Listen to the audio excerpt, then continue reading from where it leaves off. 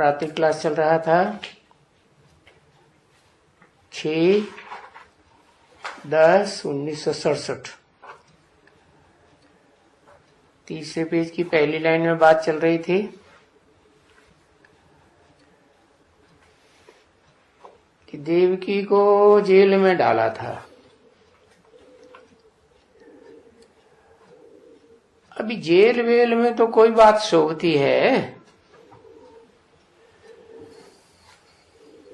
कंस वंश या वहासुर भी हैं, भले तो ये बातें ही नहीं रह सकती हैं। कब जेल में डाला, कब कंस का जन्म हुआ और 8वां कैसे? 8वां ये तो फिर बहुत विकारी जन्म हो जाता है। 8 बच्चे पैदा होना, 8वां तो कोई विकारी होगा, बहुत विकारी माता हो, जैसे कूतरी होती है ना। हाँ, 8 पिल्लड़े जन्मती है तो फिर उनको तो ऐसे कहा जाता है ना यहाँ कि ये बहुत जन्म देने वाली। तो कृष्ण वरी 8वां जन्म, तो वो जो माई और पुरुष होंगे ना, उनका माँ बाप वो भी तो बहुत विकारी होंगे। तो ऐसा तो उनका जन्म हो भी नहीं सकता है। तो देखो शास्त्रों में इतनी दंत कथाएं, जो बाप कहते हैं अगर ये झूठे से झूठा नावल बनाना हो, क्योंकि ये जो नावल होते हैं वो भी तो झूठे ही होते हैं ना।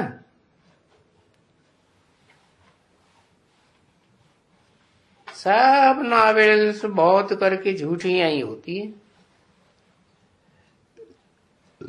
तो ये जो शास्त्र बनाया है, भागवत शास्त्र या महाभारत शास्त्र, जिसमें लिखा हुआ है कि व्यास भगवान ने बनाया,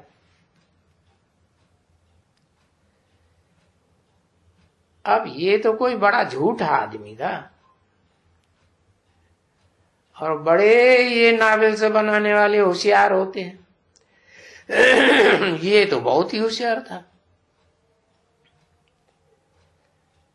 तो नावल को जैसे कोई पुस्तक नाम रख दिया, बाकी वास्तविकता है तो कुछ भी नहीं ना। तो उसको कहा जाता है नावल। ये ऐसे ही बना के रखा है, बातें बनाते हैं, होता कुछ भी नहीं है, ऐसे बनाते हैं। बहुत आखानियां जिसको कहा जाता है नॉवेल्स। तो ये क्या था जिसके लिए कहते हैं व्यास भगवान ने गीता बनाई, भागवत बनाया, रामायण बनाया, फलाने किसी ने बनाया, वाल्मीकि ने बनाया। जो कहते थे कि भाई बहुत चोर था, डाकू था, अब उसने क्या, डाकू ने फिर क्या बनाया होगा? तो दंत कथाएं बनाई होंगी डाकू ने, और क्या बनाया होगा? तो देखो तुम्हारा ये रामायण कितनी दंत कथा है। तो फिर उनको कहते हैं ऋषि वाल्मीकि या ऋषि, उनको नाम दिया डाल देते हैं। और ऋषि कहाँ से, वो तो ऐसी ऐसी बातें बनाते हैं। तो बातें कितनी झूठ हैं। भगवान व्यास भगवान, और उसने बनाया ये पुस्तक, और इतनी झूठ ही झूठ, झूठ ही झूठ। जैसे कि ये आजकल जो नावल्स बनाते हैं ना, उनसे भी बदतर। तो ये तो ग्लानि है। वो जो आजकल नॉवेल्स बनाते हैं, वो कोई ग्लानि नहीं कहा जाता है नॉवेल्स को, नहीं। वो तो ऐसे ही जो मनुष्य बैठे हैं, तो बैठे बैठे उनको बहुत आदत पड़ जाती है कहानियां पुरानी लिखने की, चरी खरी पढ़ने के लिए।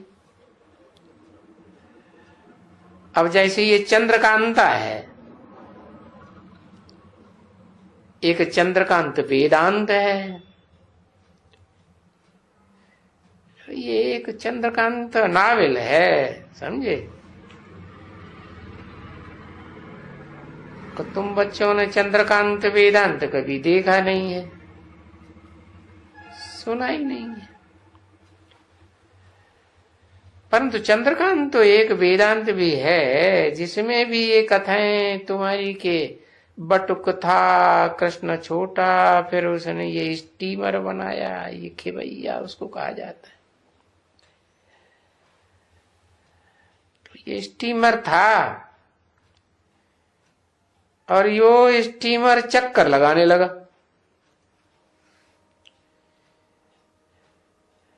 पीछे जो जो बैठे थे वो चले गए, फिर स्टीमर लंगर लगाया, तो फिर उसमें गए खरीदारी करने के लिए। तो खरीदारी करने स्टीमर में वो आए नहीं, वहां ये चीज देखा, वहीं फलाने को देखा, उसमें वो लपेट गए और वहीं रह गए।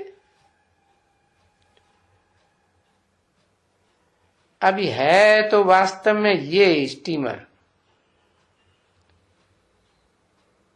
परंतु उन्होंने एक नया स्टीमर कृष्ण का बनाई दिया, और कृष्ण को उनका कैप्टन बनाई दिया। तो समझे ना, ये बड़ा नावल्स हो गया।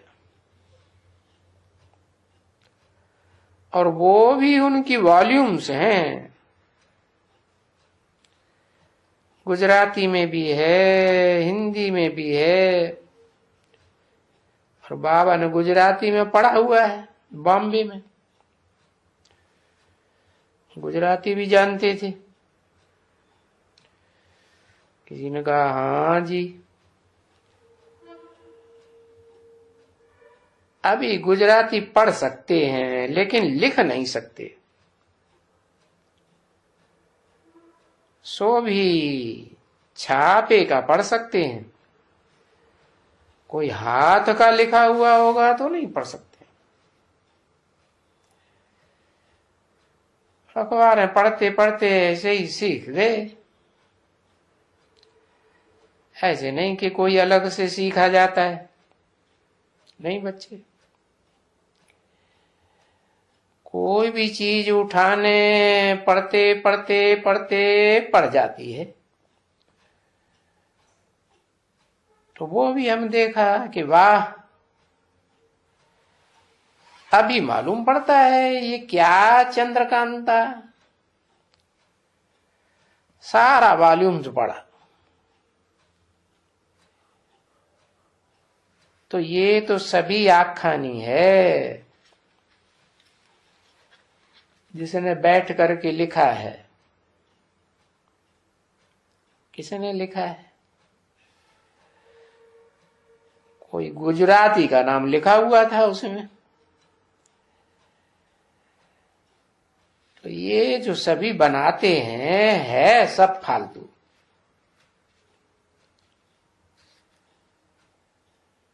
तो अभी बाप आकर के बताते हैं सारी बात सच्ची सच्ची, क्योंकि वो जो नॉवेल्स आदि बनाते हैं वो सब हो गई भक्ति। ये नॉवेल्स वगैरह सब कचरपट्टी एकदम। और यहां तो तुम आए हो, जानते हो कि हम बाबा के पास जाते हैं और बाबा हमको राजयोग सिखाते हैं और आते हैं इस शरीर में, लोन लेते हैं। तो बस एक ही शिव जयंती, वो कृष्ण जयंती का तो सब देख लिया ना, सब कुछ नारायण बनते हैं, बाकी तो सब ऐसे ही बनते हैं जैसे कायदे अनुसार होते हैं। और शिव जयंती का किसी को भी पता नहीं पड़ता है।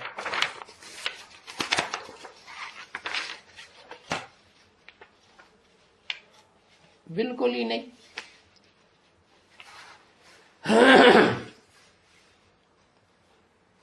6/10/67 की रात्रि क्लास का चौथा पेज। गीता शिव ने सुनाई।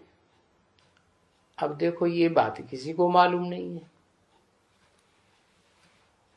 नहीं मालूम है तभी मुझते रहते हैं। फिर तुमको कहते हैं क्या साबिती है, कोई ने कुछ कहा,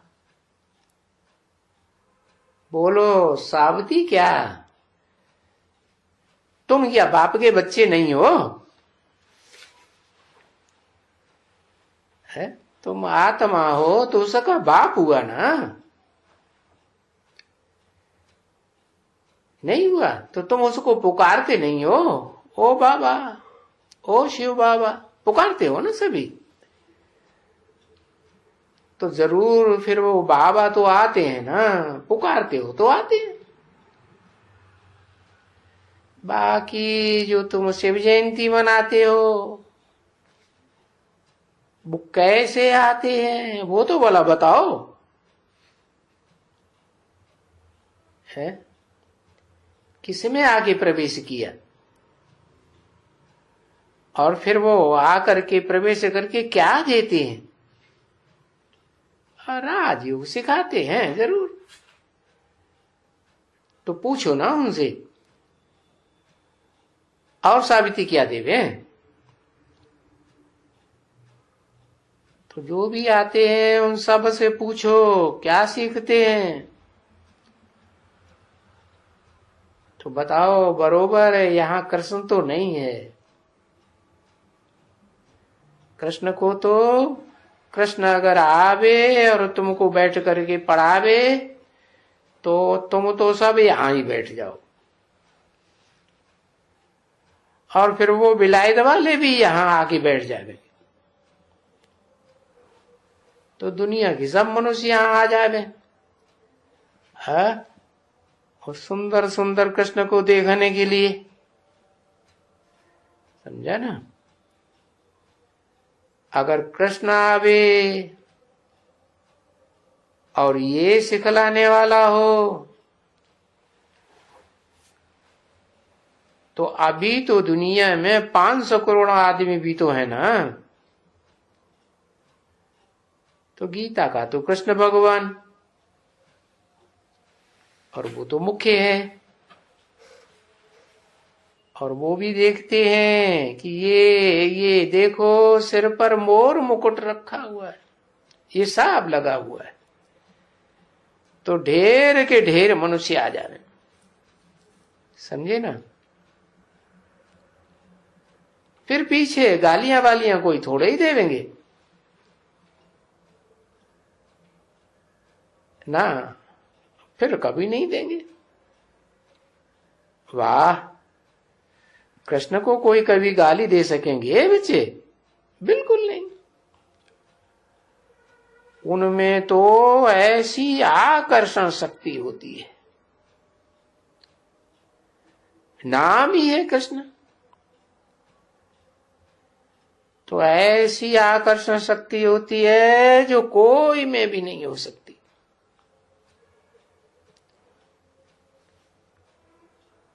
वो धर्म पिताएं आते हैं ना, अभी देखो कितने क्राइस्ट के फॉलोअर्स हैं, तो उस कृष्ण बच्चे में सो भी खास बहुत आकर्षण होता है। तो देखो इसलिए दुनिया में कृष्ण को बहुत प्यार करते हैं, और माताएं तो झुलाती हैं ना, कि माताएं जब कृष्ण को झुलाती हैं, जब वो महीना कौन सा कार्तिक आता है ना, कार्तिक वगैरह, तो उन बिचारियों को थोड़ा ही मालूम है कि ये कृष्ण ही वो नारायण बनते हैं, नहीं, क्योंकि मंदिर में तो छोटा कृष्ण रखा हुआ है, और वो नारायण का तो बड़ा भव्य मंदिर बनाते हैं, तो उनको मालूम ही नहीं पड़ता है। भला क्यों? कृष्ण को राधे को वो तो दोनों को इकट्ठा रखते हैं, रखते तो इकट्ठा है, फिर भला कृष्ण को सिर्फ क्यों झुलाते हैं? अब राधा ने क्या दोष कर दिया जो उसको झुलाते नहीं है? अब बाकी माताओं को तो अपनी हमजिन्स को और ही जास्ती झुलाना चाहिए। तो बताओ कृष्ण को ही क्यों झुलाते हैं? तो उनको तो पता ही नहीं है कि कृष्ण राधा का क्या लगता है और क्या है, कुछ भी पता नहीं। तुम बच्चों को तो अभी ये सारा मालूम हुआ कि ये राधे और ये कृष्ण, और ये राधे सतयुग में दूसरे राजा की बच्ची है,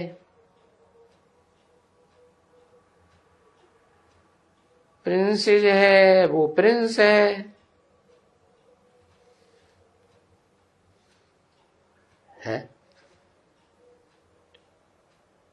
सतयुग में, सतयुग में दूसरे राजा की बच्ची। वहां दो राजाएं होते हैं क्या? दिखाते हैं, वो प्रिंसेस आती है प्रिंस के घर में, उसके साथ खेल पाल करते हैं मिलने के लिए, और फिर शाहजादियां तो आएंगी ना, एक दो को शहजादियों के पास ले जाएंगे, और कहां जाएंगे? महफिल वगैरह जो भी होगी ना बच्चे, तो शहजादे के पास जाएंगे, प्रजा तो नहीं जा सकती है। प्रजा राजाओं के घर में जा सकती है क्या? बच्चे बच्चे खेलने करने के लिए जाते हैं। तो देखो अभी तुम बच्चों को मालूम पड़ा, राधे और कृष्ण, और राधे शहजादी है, वो भी शहजादा है, लेकिन कृष्ण वो बड़े घर का है कैसे? बड़े घर का वो है सूर्यवंश का, वो छोटे घर की शहजादी चंद्रवंशी है? बड़ा घर कैसे? अरे सूर्यवंश है तो सूरज में तो ज्यादा रोशनी होती है ना। वो छोटे घर की शहजादी, तो चंद्रमा में तो थोड़ी रोशनी होती है, और वो भी कभी होती है और कभी नहीं होती है। तो वो बड़े राजा का बच्चा, वो छोटी है। तो वो आती है सखियों के साथ।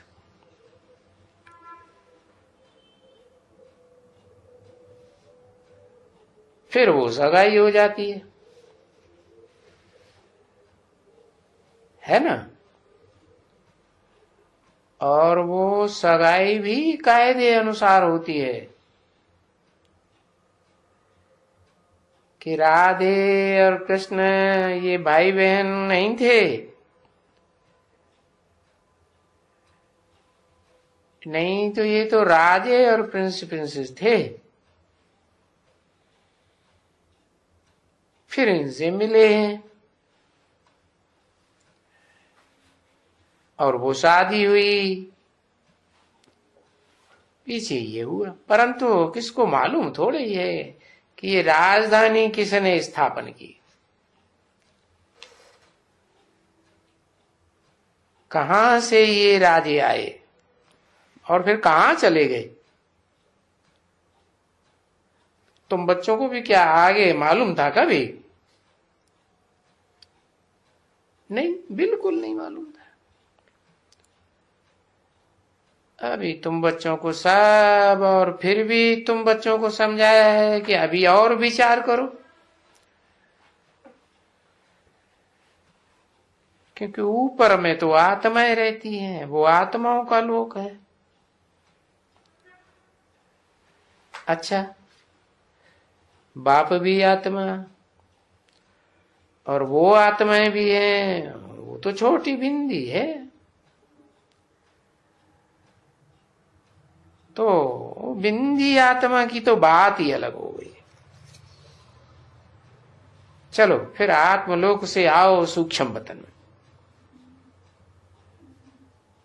वहां तो है इस ब्रह्मा विष्णु शंकर, उन्हीं का नाम बताते हैं। नाम बताते हैं लेकिन आकुपेशन तो कुछ बताते ही नहीं, जानते ही नहीं। खाली दिखलाते हैं कि ब्रह्मा भी चतुर्भुज और विष्णु भी चतुर्भुज और फिर शंकर भी चतुर्भुज। अभी उस चतुर्भुज का अर्थ को तो कोई पता ही नहीं, जानते ही नहीं है। इस चतुर्भुज का क्या अर्थ है उनका, कोई भी नहीं जानते हैं। क्या कोई मनुष्य होते हैं चार भुजाओं वाले? कोई भी नहीं जानते। तो तुम बच्चों को तो समझाया गया है क्या कि स्त्री और पुरुष दो होते हैं, तो उनके चार भुजाएं हुई ना। तो फिर वो सूक्ष्म वतन में चार भुजाएं वाले दिखाते हैं। तुम लोगों बच्चों ने ये एक उदय शंकर से निकला है, वो प्रसिद्ध है ना उदय शंकर डांस। वो देवताओं का डांस करता था। कभी वो नाम सुना है? कभी कोई ने देखा है? कोई ने भी नहीं देखा। इतने सब बैठे हुए हो, बताओ कोई ने देखा? ये वो उदय शंकर जिसका ये खेल चलता है, देवताओं का चित्र है। और ये एक तरफ में वो मेल और दूसरी तरफ में वो फीमेल। एक तरफ में नारायण है, दूसरी तरफ में लक्ष्मी। तो वो तो बड़ा अच्छा खेल करते हैं देवताओं का। और उनका जो खेल है, डांस को नामी गिरामी है, भारत का है।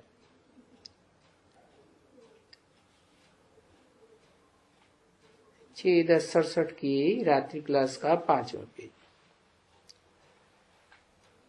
तो देखो इतने बैठे हुए हैं, देखा कोई ने नहीं है। किसी ने कहा हमने देखा है। हाँ, इसने देखा है, बोलती है। किसी ने कहा नाटक है। हाँ, नाटक नाटक। तो किसी ने कहा हाँ। और विलायत में भी वो पैसा बहुत कमाते हैं डांस दिखलाई करके। तो फिर वो चतुर्भुज भी बनते हैं। तो क्या करते हैं, ये लक्ष्मी का चित्र और उनका चित्र,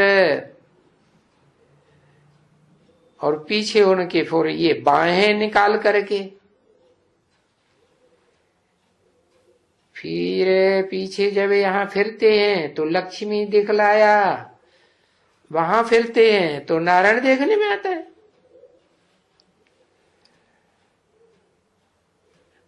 तो ये फेरा फेरी का डांस करते रहते हैं। अब ये सभी डांस वगैरह वगैरह ऐसे तो अभी कोई यहां होता नहीं है। ये सब यहां से सीखे हैं विलायत वाले। अभी तुम बच्चों को ये मालूम है कि ऊपर में तो है सूक्ष्म वतन। अच्छा, फिर वहां है ब्रह्मा विष्णु शंकर। वो बाबा ने समझाया है कि ये जो विष्णु है 4 भुजा वाले नहीं होते हैं। ये तो यहां है श्री लक्ष्मी और श्री नारायण, बस। सो भी मनुष्य हैं जैसे मनुष्य होते हैं, बस। और तो कोई भी नहीं, लक्ष्मी नारायण। फिर उनके बच्चे, तो दूसरा तो कोई नहीं रहा ना बच्चे। अगर सीताराम की डायनेस्टी कहें तो भी कहेंगे Sitaram the first, Sitaram the second, Sitaram the third. ऐसे तो जरूर होगा। अच्छा, बाकी रही संगम पर मम्मा और बाबा, बस। और तुम बच्चियां देखते हो कि वो कौन है। अच्छा, बाकी जो इतने चित्र दिखलाते हैं वो फिर आए कहां से। ये सब बुद्धि से काम लेते हैं ना।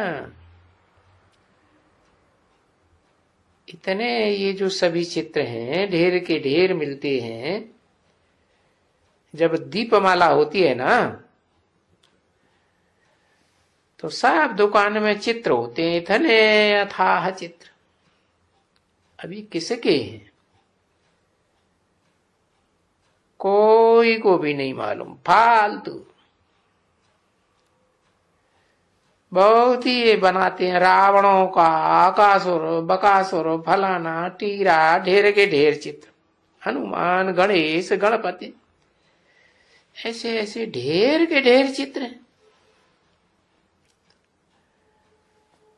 अब शिव भी तो एक ही है। अभी उनके मंदिर बहुत बनाएंगे और ये बहुत नाम रख देते हैं उनके, और फिर उनके चित्र भी बनाए देते हैं। तो तुम बच्चों को मालूम पड़ा कि वो है तो एक, और वो भी शिव है, पीछे तो है ढेर के ढेर मनुष्य। और सत्युग में दैवी गुणों वाले, यहां इस दुनिया में होते आसुरी गुण वाले हैं, तो उनको भी दो टांगे दो बाहें, और देखो साइज भी छोटा बड़ा नहीं है कि लंबे से लंबा कोई मनुष्य या स्त्री होगी बहुत लंबा हो। चलो 7 फुट, अब इससे तो बड़ा नहीं। फिर देखो पांडवों का तो बहुत बड़ा बड़ा बनाते हैं, एकदम बड़ा। अब ऐसे इतने बड़े कुछ थोड़े ही होते हैं, छत जितनी ऊंचाई के। तो ये सभी है भक्ति मार्ग की बात। तो बाबा कहा ना, भक्ति मार्ग की सामग्री अथाह है। ओम शांति।